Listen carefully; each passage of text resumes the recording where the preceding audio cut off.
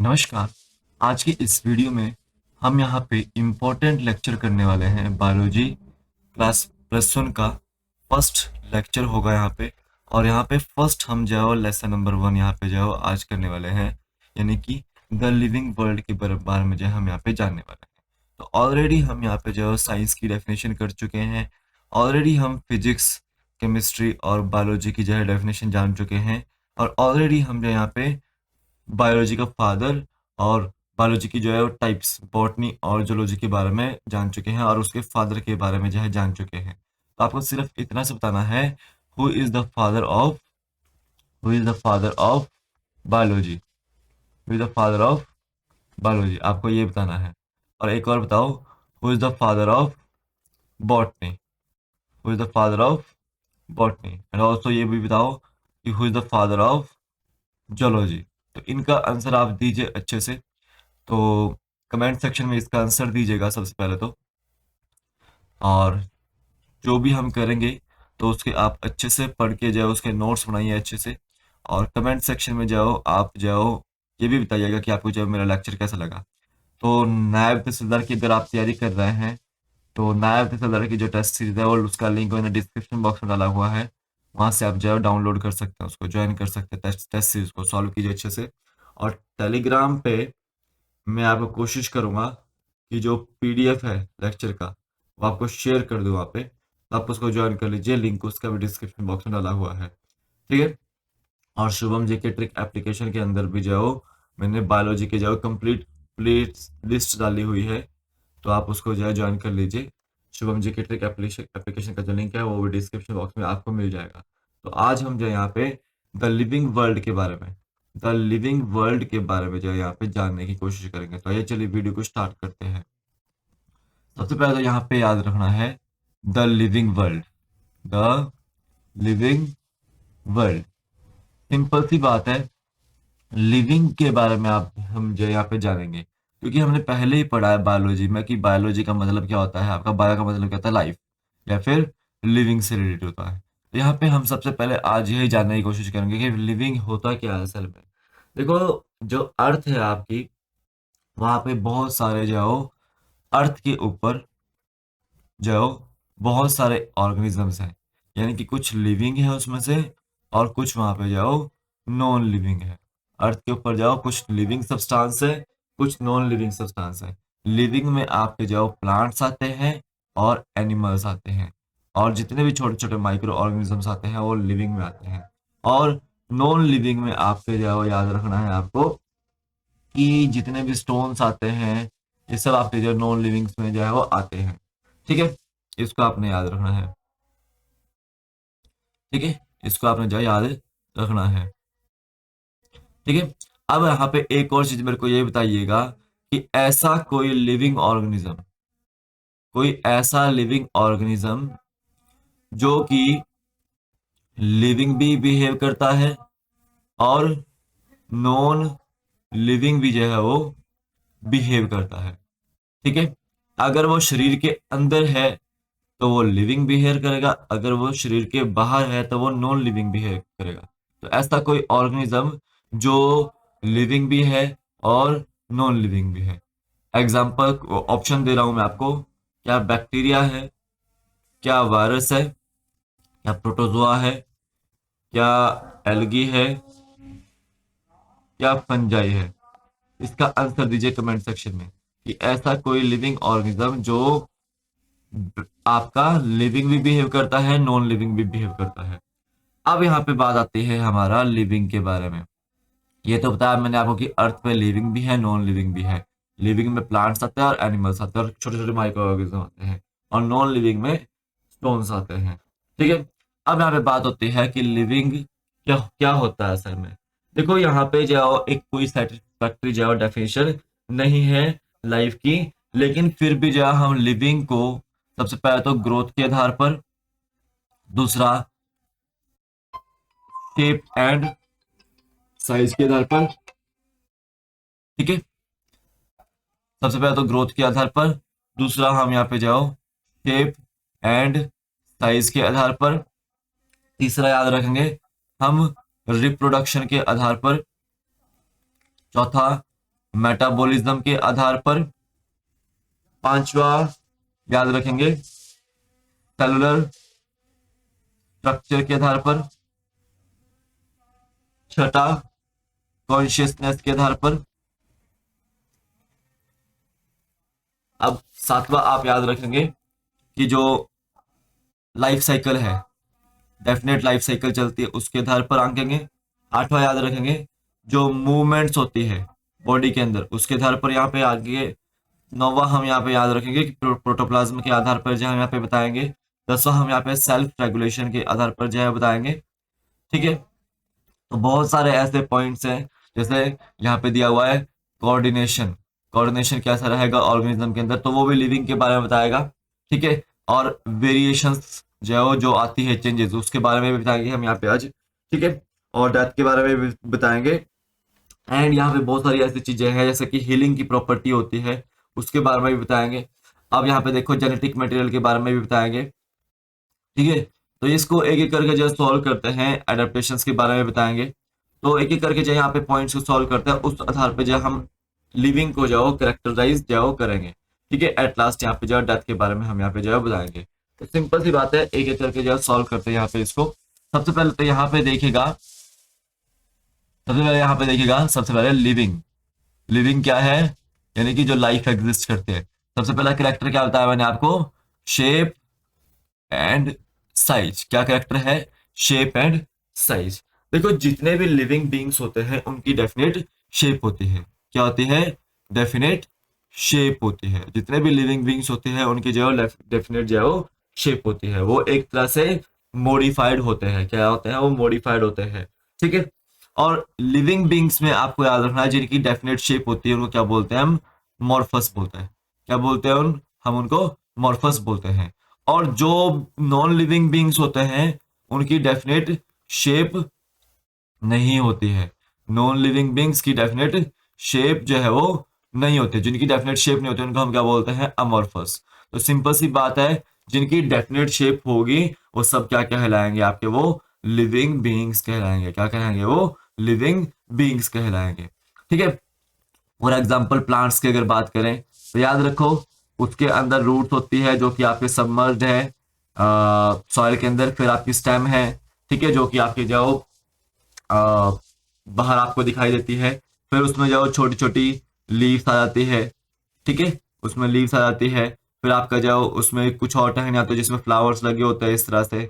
तो वो सब क्या है, एक डेफिनेट पैटर्न है। क्या है वो, डेफिनेट पैटर्न है। यानी कि प्लांट्स की क्या होती है, एक डेफिनेट शेप होती है। क्या होती है उसकी, एक डेफिनेट जो है वो शेप होती है। इसको याद रखना है।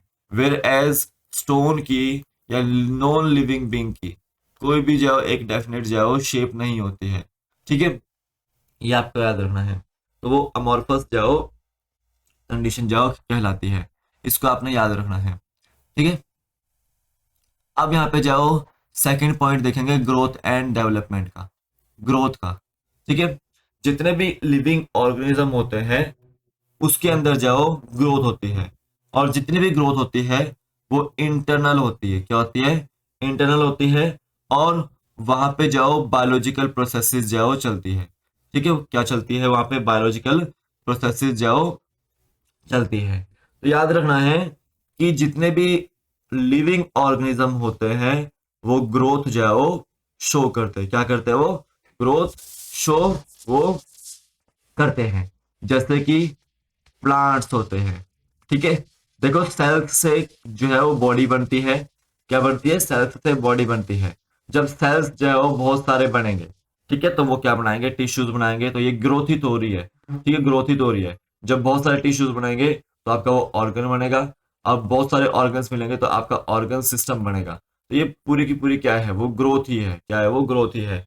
एक तरह से याद रखो, जब सेल डिवीजन होता है ना, जब सेल डिवाइड होता है, ठीक है, तो वो ग्रोथ करता है। क्या करता है, वो ग्रोथ जाओ करता है।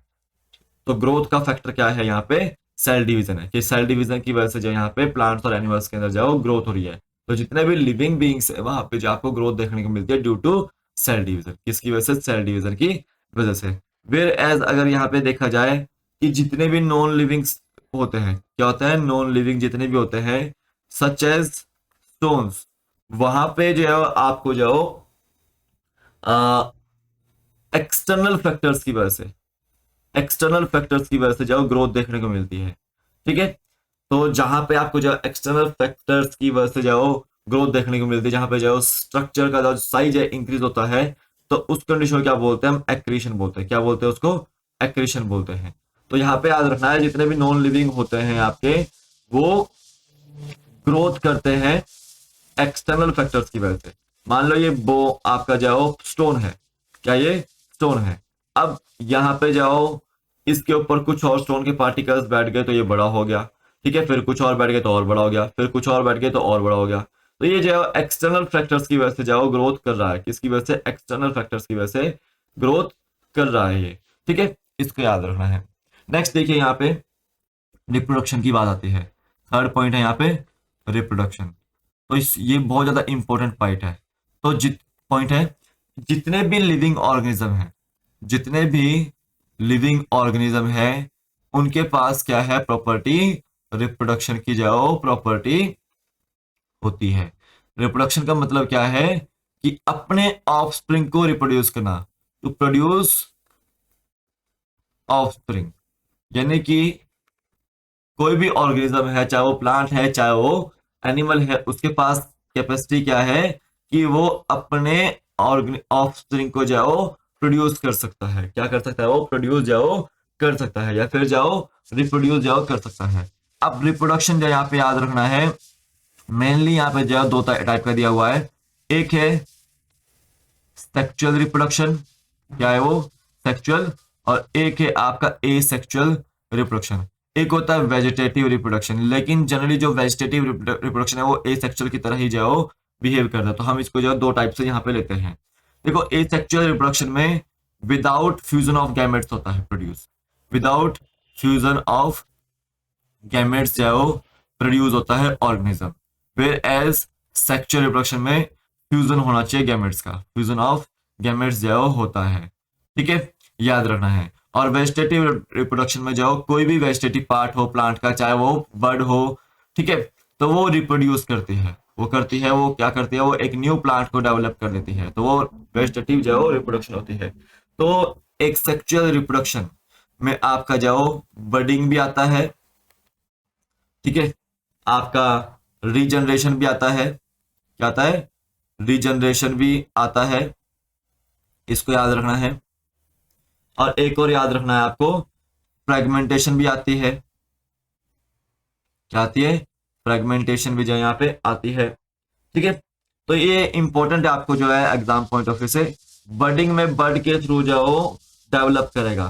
तो एसेक्सुअल ऑप्शन बर्डिंग, बर्डिंग कहाँ पे होता है, वो आपकी ईस्ट में होती है। क्वेश्चन आता है आपको, वो आपकी ईस्ट में होती है। किस में होती है वो, ईस्ट में आपको देखने को। ठीक है, इसको याद रखना है, किस में होती है, एसेक्सुअल रिप्रोडक्शन ईस्ट में होती है। यानी कि बर्डिंग किस में होती है, आपके ईस्ट में होती है, याद रखना है। वेयर एज यहाँ पे याद रखेंगे कि जो रीजनरेशन की प्रॉपर्टी है, जो रीजनरेट होने की प्रॉपर्टी है, कोई भी एक पार्ट जो रीजनरेट हो जाएगा वापस, तो वो जो प्रॉपर्टी है आपकी जो प्लेनरिया में है। और प्लेनरिया किस में आते हैं आपके, वो प्लेटफॉर्म्स में आते हैं। और प्लेटफॉर्म्स किस में आते हैं आपके, वो प्लेटी हेलमेंथिस में आता है। किस में आते हैं वो, प्लेटी हेलमेंथिस में आते हैं। तो प्लेनरिया को हम प्लेटफॉर्म भी बोलते हैं, यानी कि प्लेटी हेलमेंथिस में जो आते हैं। तो रीजनरेशन की प्रॉपर्टी किस में है आपका, वो प्लेटफॉर्म्स में है। तो देखो, बायोलॉजी की जो तैयारी कर रहे हैं हम, ये वो आपका नीट लेवल पे भी है, ठीक है, और एचपी टेट या टीचिंग एग्जाम से रिलेटेड भी है, एचपीटीसी के लिए भी है और पीजीटी के लिए भी है। ठीक है, तो जितने भी इन एग्जाम्स की तैयारी करें तो मेरे साथ बने रहें। ठीक है, टेलीग्राम पे मैं कोशिश करूंगा कि आपको जो है इसका नोट्स प्रोवाइड कर दो, तो आप उसको जो ज्वाइन कर लीजिए, लिंक उसका डिस्क्रिप्शन बॉक्स में डाला हुआ है। और एचपीएएस एग्जाम की तैयारी कर रहे हैं, या नायब तहसीलदार एग्जाम की तैयारी कर रहे हैं, या अलाइड सर्विसेज एग्जाम की तैयारी कर रहे हैं, तो मेरे साथ ज्वाइन कीजिएगा। मंडे से लेकर फ्राइडे आपको जाओ ये तीनों की जाओ वीडियोस मिलती है। और सैटरडे और संडे को आपको जाओ ओनली बायोलॉजी की जाओ वीडियोस मिलेगी। ठीक है, तो सैटरडे और संडे को जाओ बायोलॉजी वाले जाओ जरूर जुड़े। ठीक है, तो सिंपल सी बात है, बर्डिंग ईस्ट में होगी, रिजनरेशन जाओ प्लेनरिया और प्लेटफॉर्म्स में देखने को मिल गई है। और याद रखना है फ्रेगमेंटेशन की प्रॉपर्टी, जो फ्रेगमेंटेशन, फ्रेगमेंट्स बन के जाओ जब टूटते हैं तो वो डिजनरेट करते हैं, तो वो फ्रेगमेंटेशन की प्रॉपर्टी होती है। तो जितनी भी आपकी फंजाई होती है, कुछ फंजाइज और कुछ फिलामेंटस जो एल्गी होती है, और जो आपकी मोसिस होती है, मोसिस के अंदर आपको एक स्टेज देखने को मिलती है, प्रोटोनिमा की स्टेज। क्वेश्चन आता है मोसिस के अंदर आती है, ठीक है। तो ये आपकी जो फ्रेगमेंटेशन जो शो करती है, ठीक है। इसको आपने याद रखना है। तो इसको पता लग गया आपको। अब यहाँ पे देखिए एक और इंपॉर्टेंट प्रॉपर्टी है मेटाबॉलिज्म की। किसकी है? मेटाबॉलिज्म की। सिंपल सी बात है, मेटाबॉलिज्म क्या होता है? जितनी भी बायोकेमिकल एक्टिविटीज होती है शरीर के अंदर, जितनी भी बायोकेमिकल एक्टिविटीज होती है शरीर के अंदर, उसको क्या बोलते हैं? मेटाबॉलिज्म बोलते हैं। तो all biochemical activities occur inside the body is called as metabolism, ठीक है। तो वो मेटाबॉलिज्म होता है। अब मेटाबॉलिज्म भी दो टाइप का है, याद रखेंगे। एक है आपका एनाबॉलिज्म, क्या है? एनाबॉलिज्म। और एक है आपका कैटाबॉलिज्म, क्या है? कैटाबॉलिज्म। एनाबॉलिज्म का मतलब होता है कंस्ट्रक्शन करना, क्या होता है? कंस्ट्रक्शन करना। और कैटाबॉलिज्म का मतलब क्या होता है? कटिंग करना। क्या होता है? कटिंग करना। तो इसमें याद रखेंगे एनाबॉलिज्म में सबसे पहले, एनाबॉलिज्म में क्या होता है कि आपका यहाँ पे कंस्ट्रक्टिव होता है, कंस्ट्रक्शन होती है। क्या होती है? कंस्ट्रक्शन होती है। यानी कि सिंपल कंपाउंड से कॉम्प्लेक्स कंपाउंड जो है यहाँ पे बनेगा। क्या बनेगा? सिंपल कंपाउंड से जाओ कॉम्प्लेक्स कंपाउंड जाओ बनेगा। सिंपल सी बात है। एक चीज आपको याद रखनी है कि जब सिंपल से कॉम्प्लेक्स कंपाउंड बनेगा, तो यहाँ पे जो आपको याद रखना है, फोटोसिंथेसिस की जो टेक्निक होती है वो यूज होती है। क्या होती है? फोटोसिंथेसिस की जो टेक्निक होती है यहाँ पे यूज होती है।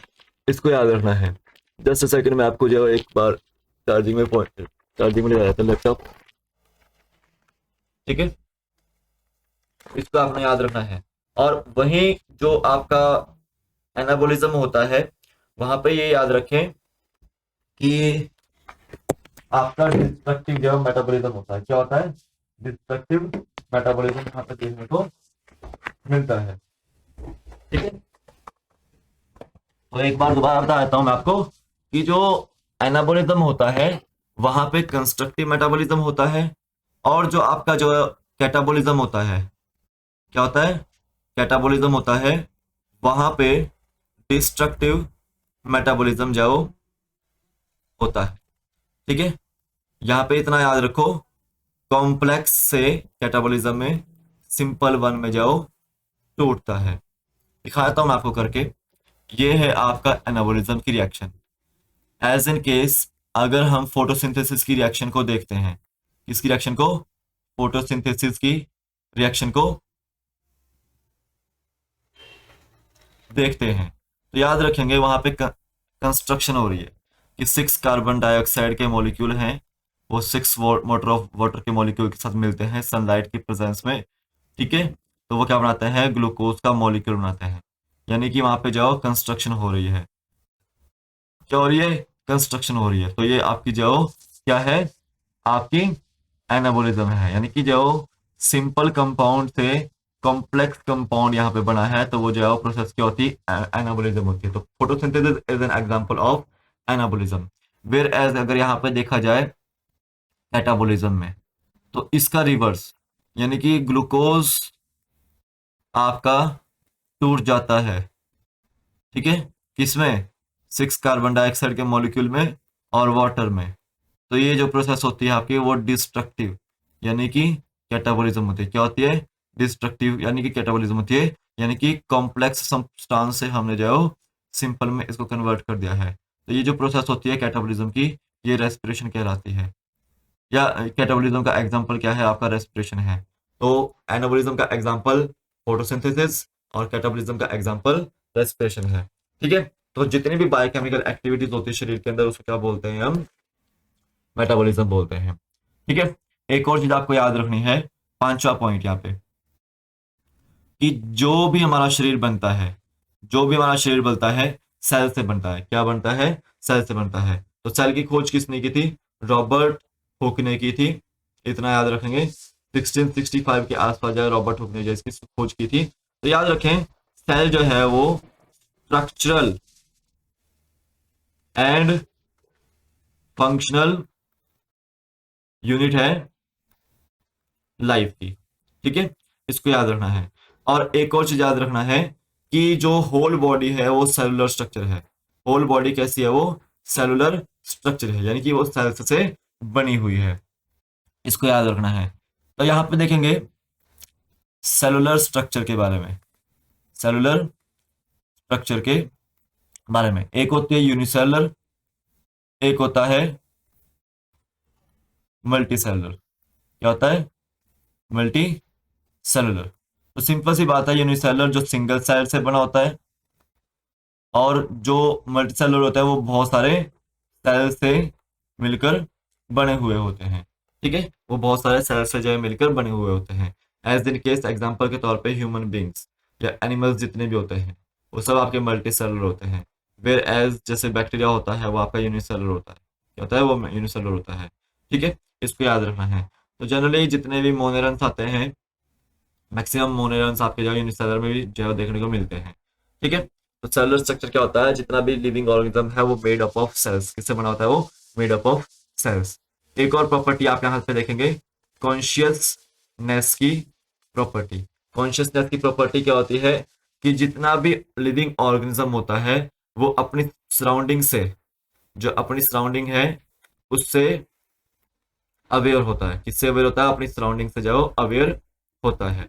ठीक है, तो याद रखना है वो कॉन्शियसनेस की प्रॉपर्टी है। क्या है वो? कॉन्शियसनेस की प्रॉपर्टी है। लेकिन एक ऐसा ऑर्गेनिज्म भी जो है वो है, वो सेल्फ कॉन्शियसनेस है। वो सेल्फ कॉन्शियस है। क्या है वो? सेल्फ कॉन्शियसनेस है।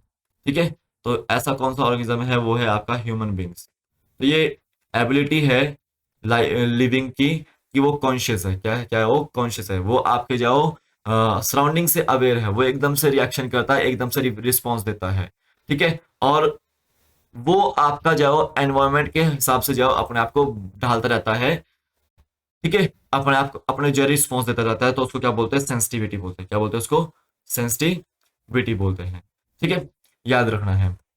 अब यहाँ पे देखना है कि एक डेफिनेट साइकिल होता है। 7 पॉइंट देखेंगे।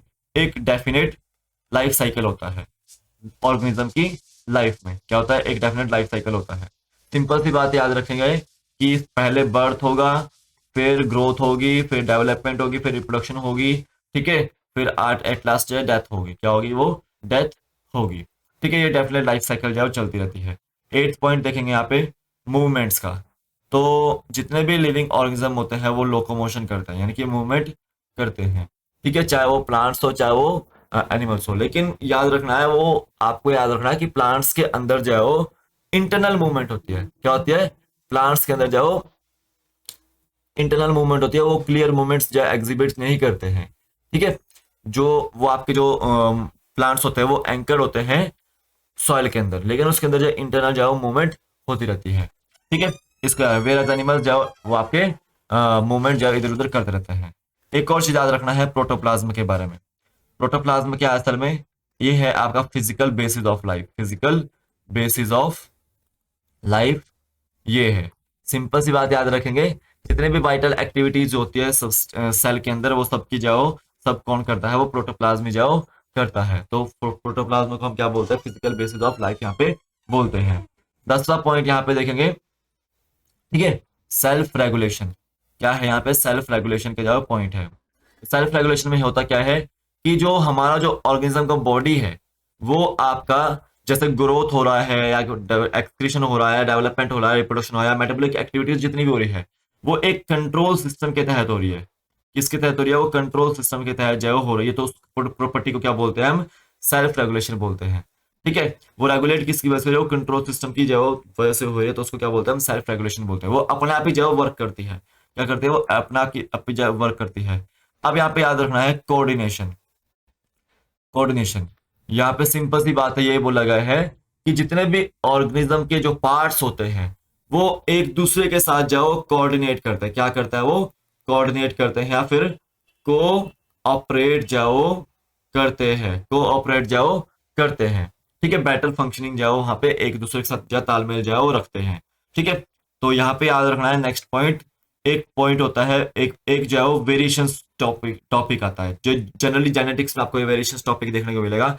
तो सिंपल से याद रखना है कि जितने भी लिविंग ऑर्गेनिजम्स होते हैं वो अपने अंदर जो चेंजेस लाते रहते हैं, वो अपने अंदर जो चेंजेस लाते हैं रहते हैं, तो उसको क्या बोलते हैं, वेरिएशंस बोलते हैं। अकॉर्डिंग टू एनवायरनमेंट भी चेंज आता है, जेनेटिक जो चेंज भी आता है। ठीक है, एक और प्रॉपर्टी आपको याद रखनी है, 13 पॉइंट है हीलिंग की।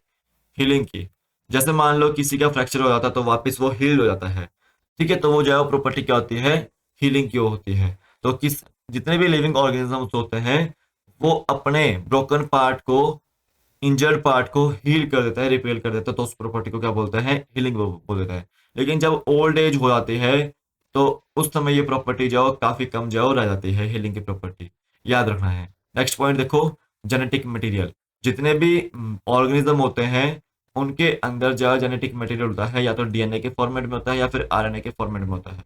ठीक है, तो डीएनए जो आपका ह्यूमन बींग्स का जेनेटिक मटेरियल रहता है, और जेनेटिक मटेरियल में क्या होता है कि आपके ट्रेड्स के बारे में बताया जो है इंफॉर्मेशन होती है। ठीक है, यहाँ पे जो आपके ट्रेड्स के बारे में जो इंफॉर्मेशन देखने को मिलती है, स्टोरेज रहती है। तो इतना याद रखना है आपको। और जो हेरिडेटरी यूनिट है वो आपके gene is the hereditary unit, इसको भी याद रखना है आपको। अब यहाँ पे देखेंगे आप एडेप्टेशंस के बारे में, अडेप्टेशंस के बारे में, कि ऑर्गेनिज्म जो है वो अपने एनवायरनमेंट के आधार पर, ठीक है, खुद को जो है वो ढालता है, अपनी सराउंडिंग्स के आधार पर जाओ खुद को ढालता है। तो उस कंडीशन को क्या बोलते हैं, अडेप्टेशन। फॉर एग्जाम्पल के तौर पे कुछ ऑर्गेनिज्म ऐसे होते हैं, जैसे कि आपका स्नो लेपर्ड है। ठीक है, वो कहाँ रहना पसंद करता है, वो आइस इलाके में जाओ, माउंटेन्स में जाओ पसंद करता है, जहाँ पे आइस हो, ठीक है, बर्फ से ढके पहाड़ हो। और कुछ ऐसे ऑर्गेनिज्म हैं जो अपने आप को डेजर्टी इलाके में जाओ रखना पसंद करते हैं। तो एग्जाम्पल के तौर पे कैमल, तो वो एडेप्टेशन है, उन्होंने उस एनवायरमेंट को अडेप्ट कर लिया है। ठीक है, उस हैबिटेट को अडेप्ट कर लिया है, तो एडेप्टेशन है। एट लास्ट क्या होता है, डेथ होती है। जब ऑल बायोकेमिकल एक्टिविटीज जो काम करना बंद हो जाती है तो क्या हो जाती है, लास्ट में डेथ हो जाती है। ठीक है, इसको याद रखना है। तो ये आज हमने जो काफी सारे लिविंग के पॉइंट्स किए। क्या क्या पॉइंट्स थे, ग्रोथ एंड डेवलपमेंट भी थी, ठीक है, और मेटाबॉलिज्म भी था, रिजनरेशन भी था, ठीक है, सेक्सुअल रिप्रोडक्शन भी थी, एसेक्सुअल रिप्रोडक्शन भी थी, प्रोटोप्लाज्म भी था। तो ये बहुत सारे पॉइंट्स मैंने आपको करवाए आज। तो लिविंग वर्ल्ड चैप्टर से रिलेटेड है ये, तो आप इसको जो पढ़ लीजिएगा अच्छे से। और मैंने आपको एक एक डिटेल में जो आपका लिविंग वर्ल्ड का जो पहला लेक्चर जो यहाँ पे करवाया है, तो इसको ज्वाइन जो आप पढ़ लीजिएगा। और फादर ऑफ बायोलॉजी कौन है आपके, वो है एरिस्टोटल। कौन है, एरिस्टोटल है। फादर ऑफ जोलॉजी कौन है, वो भी आपके एरिस्टोटल ही हैं। और फादर ऑफ बॉटनी कौन है, थियोफ्रेस्टस जो फादर ऑफ बॉटनी है। ठीक है, तो इसको आपने याद रखना है। तो अभी के लिए फिलहाल इतना ही है, कल फिर मिलता हूँ एक नए वीडियो के साथ। तब तक के लिए जय हिंद, जय भारत, आपका दिन शुभ हो, जय हिंद।